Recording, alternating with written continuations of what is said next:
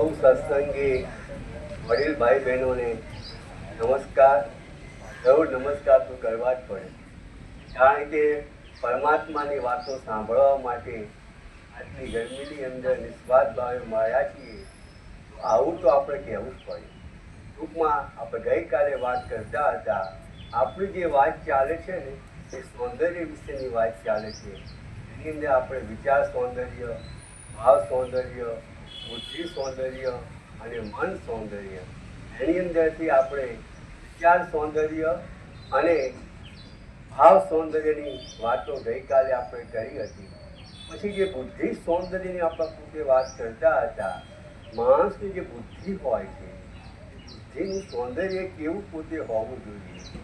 કારણ કે કઠોપનિષદમાં સરસ મજાનું કહેવામાં આવ્યું છે કે આપણું શરીર છે ને એ શરીર છે એ રથ છે, મન છે એ લગામ છે, ઇન્દ્રિયો છે એ ઘોડા છે અને વિષયો છે એ ચરવાનો માર્ગ છે. આમાં એવું કહેવામાં આવ્યું છે કે માણસની બુદ્ધિ હોય એ તેજસ્વી હશે, દક્ષ હશે, સમર્થ હશે, તો આપણો જે જીવન રથ છે ને એને પરમાત્મા સુધી પહોંચાડી શકશે. તો બુદ્ધિ કેવી હોવી જોઈએ? તેજસ્વી, દક્ષ અને સમર્થ હોવી જોઈએ. પણ જો આપણી બુદ્ધિ ભોગી હશે, નિસ્તેજ હશે, દુબળી હશે, તો આપણને પરમાત્મા સુધી પહોંચાડી શકશે નહીં. એટલા માટે આપણે બુદ્ધિમાં સૌંદર્ય લાવવા માટે દરરોજ આપણે સત્સંગ આ પ્રમાણે પોતે કરવો જોઈએ. દરરોજ સત્સંગનું સ્નાન કરવું અત્યંત આવશ્યક છે.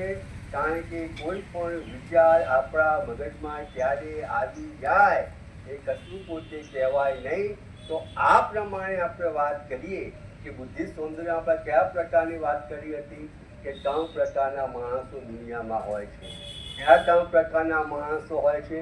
સૌથી પહેલાં હોય છે બુદ્ધિજીવી માણસો હોય છે, પછી આવે છે બુદ્ધિવાદી માણસો હોય છે, પછી હોય છે બુદ્ધિનિષ્ઠ માણસો પોતે હોય છે. આ જે બુદ્ધિ હોય છે માણસો એ કેવા હોય છે કે હાઉ ટુ અર્ન, બુદ્ધિજીવી માણસ એવા કેવા હોય છે કે હાઉ ટુ અર્ન મની, પૈસા કેવી રીતે ભેગા કરવા સતત તેનો વિચાર 75 વર્ષની ઉંમરે પણ કરતા હોય છે. પૈસાનો વિચાર કરવો જોઈએ. ડૉક્ટર, વકીલ, એન્જિનિયર આ બધા કેવા કહેવાય? બુદ્ધિજીવી પોતે કહેવાય. એ ખોટું નથી, એ કરવો જોઈએ, પણ સ્ટોપ થઈ જવું જોઈએ. અમુક ઉંમર થાય ને પછી સ્ટોપ થઈ જવું જોઈએ. અને આ જે જીવન છે એ પ્રભુ માર્ગે પોતે વાળવું જોઈએ. આ બુદ્ધિજીવી માણસો પણ શું કરે છે? ફક્ત પૈસાનો વિચાર કરે છે. પછી જે માણસો આવે છે એ બુદ્ધિવાદી માણસો આવે છે. બુદ્ધિવાદી માણસો કયા પ્રકારના હોય છે? હંમેશા વાદ વિવાદ કર્યા કરે છે, ચર્ચા કર્યા કરે છે. બીજા માણસને કેવી રીતે નીચે પાડી દેવું, એની વાતોનું ખંડન કેવી રીતે કરવું, તેને કેવી રીતે નીચો દેખાડવો, સતત એનો પોતે વિચાર પોતે બુદ્ધિવાદી માણસો પોતે કરતા હોય છે. ટૂંકમાં જે સામેવાળી વ્યક્તિ છે એની જે પ્રગતિ છે ને એ પ્રગતિ સહન કરી શકતો નથી. પછી સૌથી શ્રેષ્ઠ માણસો આવે છે, બુદ્ધિનિષ્ઠ માણસો આવે છે. બુદ્ધિનિષ્ઠ માણસો કેવા હોય છે?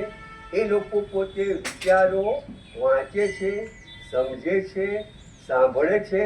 પછી એ લોકોને એવું રિયલાઇઝ થાય કે આ વિચારો જીવનમાં ઉતારવા જેવા છે, તો એ વિચારો આત્મસાત કરવા માટે એ લોકો પ્રયત્ન કરે છે કે આ વિચારો પરફેક્ટ છે, એ મારી બુદ્ધિમાં ઉતર્યા છે, તો એનું અનુકરણ કરવું જોઈએ. આ વાતને સરસ રીતે આપણે ગઈકાલે સમજ્યા હતા કે અર્જુન હતો. અર્જુનને એવું કહેવામાં આવે છે કે તારે શિખંડીની વચ્ચે ભીષ્મ પિતામહ છે ને એ શિખંડીની વચ્ચે રાખી લડવાનું છે.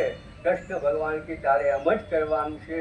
તરત જ not to question why but to do or die. Krishna Arjun તરત તૈયાર થઈ જાય છે. કોઈ પણ પ્રકારનો પ્રશ્ન પોતે પૂછતો નથી. શા માટે પૂછતો નથી? કારણ કે અર્જુનની બુદ્ધિ હતી કે એ સમર્પિત હતી, ભગવાનને સમર્પિત અર્જુનની પોતે બુદ્ધિ હતી. આપણા જે ઋષિમુનિઓ હતા એ ઋષિમુનિઓ પણ બુદ્ધિ કેવી હતી? એ સમર્પિત હતી. સંસારની પેલે પાર જોવાની એ લોકોની અંદર હિંમત હતી. એ હિંમત ક્યારે આવી શકે? તમારી બુદ્ધિ ભગવાનને ચરણે ધરી દીધી હોય તો આ પ્રમાણે આવી શકે. ભાઈ તે જ પ્રમાણે આપણે વાત કરી હતી કે મહાભારતની અંદર વિદુર હોય છે. એ વિદુર ધૃતરાષ્ટ્રને કહે છે કે આ જે યુદ્ધ થઈ રહ્યું છે ને એમાં તારો વાંક છે. જો પાંડવોને એમના 5 ગામ આપી દીધા હોય, દુર્યોધનને તું મનાવી પોતે શક્યો નહીં, સમજાવી શક્યો નહીં, પરિણામે આ યુદ્ધની જે નોબત આવી છે આ વિચાર મારા મગજમાં ઉતર્યો છે. જેથી યુદ્ધની અંદર હું તને સાથ આપીશ નહીં, કારણ કે તે પાંડવોને એમના ભાગનું આપ્યું પોતે નહીં. એટલે આ વિચાર છે ને એ વિદુરમાં ઉતરી ગયો, પણ એને પોતે આ પ્રમાણે અમલ કર્યો. એક્ઝેક્ટલી તે જ રીતે સુભાષચંદ્ર બોઝની આપણે વાત કરીએ. આઝાદીની વખતની અંદર ICS અને ઇંગ્લિશમાં કહેવાય ઇન્ડિયન સિવિલ સર્વિસ, ICSની પરીક્ષા સુભાષચંદ્ર અંતિમ ચરણમાં હતા, પાસ પણ થઈ ગયા હતા. એ ભારતને તો પોતાની જિંદગી કલેક્ટર બનીને એટલી આરામથી ગુજારી શકત, પણ અંગ્રેજ જોડે એમને કામ કરવું પસંદ હતું નહીં. એમના મગજમાં વિચાર ઉતર્યો કે ગાંધીજી કહે છે બરાબર, સૌથી પહેલા દેશને સ્વતંત્રતા મળવી જોઈએ. આ વિચાર એમના મગજની અંદર ફિક્સ થઈ ગયો. પરિણામે એમણે શું કર્યું? પરિણામ તમે આઝાદ હિંદની પોતે સ્થાપના કરી, આઝાદી ફૌજની સ્થાપના કરી અને દેશભક્તિની અંદર પોતાનું જીવન અર્પણ કરી દીધું. આ શું બતાવે છે? સુભાષચંદ્ર બોઝની બુદ્ધિ નિષ્ઠા, આ એમનું બુદ્ધિ સૌંદર્ય આ પ્રમાણે પોતે બતાવે છે. એ જ રીતે આપણે વાત કરીએ કે મહાન તત્વચિંતક સોક્રેટિસ હતો. સોક્રેટિસને જે વિચાર સારો લાગે ને એ ગાંડાની જેમ એને વળગી રહે, એને કદાપી છોડે નહીં કે આ વિચાર સત્ય છે, આ કહેવા જેવો છે. તો સોક્રેટિસ એ વિચાર યુવાનોને પોતે કહેતો હતો. એનું પરિણામ શું આવ્યું? એ સત્ય માણસ પોતે હતો, બુદ્ધિનિષ્ઠ માણસ હતો, એટલે એને શું કરાવો આવ્યો? ઝેર ખાવાનો વાળો આવ્યો. અને જે ગવર્મેન્ટ હતી એને પોતે જેલમાં પૂરી દીધી. એટલે કીધું કશો વાંધો નહીં કે પણ હું જે વિચાર કરું છું ને એ બરાબર છે. એટલે સત્યને માટે એને પોતાની બુદ્ધિ આ પ્રમાણે વિચારને સમર્પિત કરી દીધી હતી. પરિણામે ઝેરના ઘૂંઘરા પીવા માટે પણ એ પોતે તૈયાર થઈ ગયો. ટૂંકમાં આને બુદ્ધિ સૌંદર્ય કહેવાય. વિચાર સૌંદર્ય, ભાવ સૌંદર્ય, બુદ્ધિ સૌંદર્ય, પછી આપણું જે મન છે ને એ મનનું સૌંદર્ય. ભગવાન શું કહે છે કે માણસનું જે બંધન અને મોક્ષ એનું બેઝિક કારણ શું છે? એનું બેઝિક કારણ મન છે. મનને કારણે માણસ બંધનમાં આવે છે અને મોક્ષ પણ પામી જાય છે. કોલસો હોય, એ કોલસાનો મૂળ રંગ પાછો લાવવો હોય તો ગમે એટલા સાબુ, ડિટર્જન્ટ, પાવડર ગમે તે ઘસો ને તો એ રંગ આવે નહીં, ઓઇલ રંગ ના આવે. પણ સળગતા કોલસામાં આપણે સગડીમાં મૂકીએ ને તેનો ઓરિજિનલ રંગ લાલ રંગ પાછો આવી જાય. આ એનું ઓરિજિનલ રંગ. પણ તમારે સગડીની અંદર સળગતા કોલસામાં નાખવું પડે. તો એક્ઝેક્ટલી તે જ રીતે આપણું મન કોને બનાવ્યું? આપણું મન ભગવાને બનાવ્યું. આપણું મન આવ્યું ક્યાંથી? ભગવાને બનાવ્યું.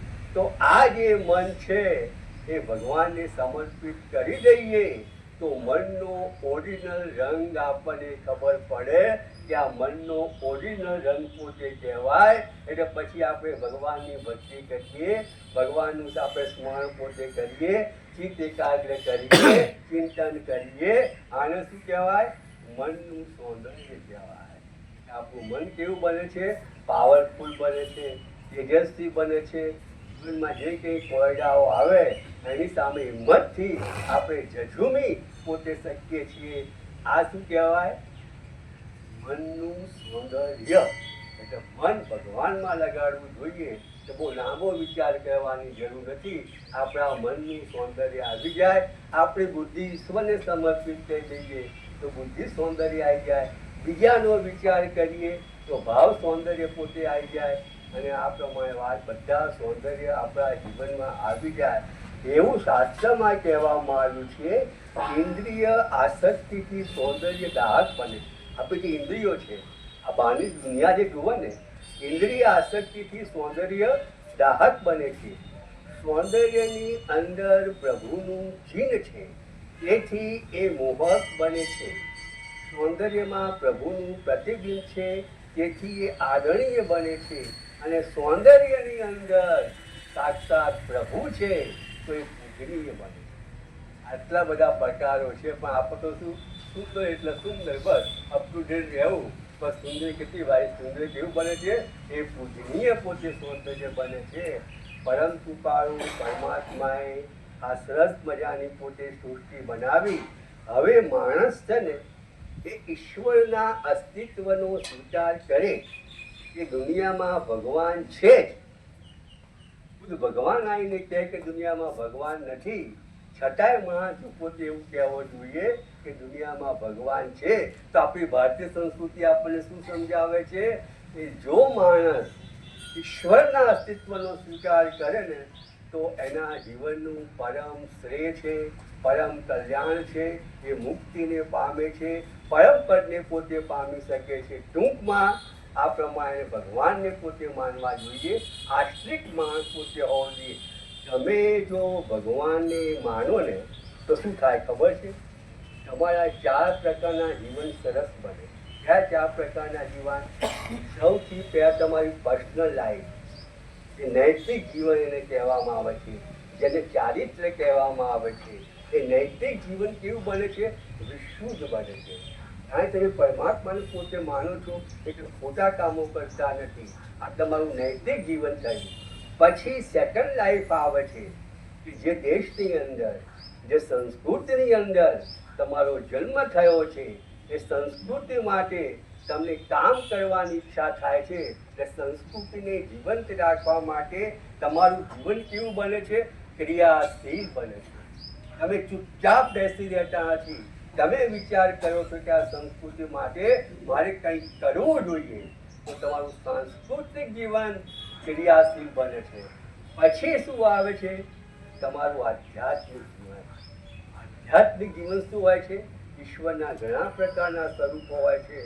તેમાં એક સ્વરૂપની અંદર તમારું મન પોતે આસક્ત બને છે. એ તમારું આધ્યાત્મિક જીવન કેવું બને છે? ઉન્નત, તેજસ્વી અને ભવ્ય બને છે. આ 3 પ્રકારના જીવન થયા: તમારું નૈતિક જીવન, તમારું સાંસ્કૃતિક જીવન, તમારું આધ્યાત્મિક જીવન. આ 3 જીવનોનું જે પ્રતિબિંબ છે ને એ તમારા ભૌતિક જીવન તરફ પડે. ભૌતિક એટલે કે પૈસાનું જીવન. આનું 3નું જે પ્રતિબિંબ છે એ ભૌતિક જીવન તરફ પડે છે. પૈસા આપણી જોડે હોવા જોઈએ, વિત્તની ખૂબ જ જરૂરી છે. હવે તમારી પાસે બધા રકમ આ બધી પૈસા આવે એટલે શું થાય? તમારું જે ભૌતિક જીવન છે એ સુખ, શાંતિ અને સમાધાન બને. એમાં ઝઘડા, શંકા, ભલે કશું એ સંપત્તિમાં પોતે હોતું નથી. એ સંપત્તિ એકદમ વિશુદ્ધ પોતે બને છે. આ બહુ સરસ મજાનો ફાયદો છે. આટલા બધા જીવનો આપણા સરસ બને છે. બહુ પૈસા આવે ને તો આપણે છકી જતા નથી. છતાંય આપણા ઘણા લોકોના જીવનમાં પૈસા આવે ને તો કંકાસ ને કલે બધું ઝઘડા આવી જાય. પણ તમે ઈશ્વરના અસ્તિત્વનો સ્વીકાર કર્યો હોય તો તમે સુખી, શાંત, સમાધાની પોતે બની જાય છે. આપણી ભારતીય સંસ્કૃતિ જે છે એ સર્વગ્રાહી અને સહિષ્ણુ છે. આપણી ભારતીય સંસ્કૃતિએ કદાપી એવું નથી કીધું કે તમે આ દેવોની પૂજા કરો, જેમાં તમારું મન લાગી જાય એ સ્વરૂપની તમે પૂજા કરો. બીજું કોઈ એનો વિશેષ પોતે આગ્રહ પોતે ભારતીય સંસ્કૃતિએ પોતે રાખ્યો નથી. એકચ્યુઅલી વિશ્વ સંચાલન શક્તિ તો એક જ છે, પરમાત્મા એક જ છે. એના બધા રૂપો પ્રમાણે છે, અલગ અલગ પ્રકારના છે. એટલે માણસો શું કરે છે કે હું શિવપંથી, વૈષ્ણવપંથી, જે શિવ લોકો હોય ને એ વૈષ્ણવ માર્ગ પસંદ ના કરે, અને જે વૈષ્ણવ હોય એ શિવ શબ્દનો પોતે ઉચ્ચાર ના કરે.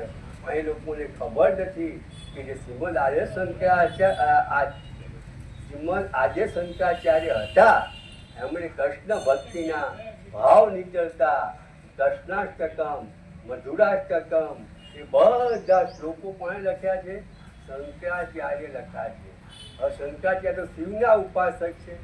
શિવના ઉપાસક હોવા છતાં કૃષ્ણ ભક્તિના સ્તોત્રો તેમને લખ્યા છે. આ બાબતની અંદર આ લોકોનું ઘોર અજ્ઞાન હોય છે કે ના અમારે શિવ એટલે શિવ, વિષ્ણુ એટલે વિષ્ણુ. એટલે શંકરાચાર્ય પછી પોતે શું કર્યું? શંકરાચાર્ય સરસ મજાની યુક્તિ પોતે બનાવી. કયા પ્રકારની યુક્તિ બનાવી? તે 5 પ્રકારના દેવતાઓ છે. કયા 5 પ્રકારના?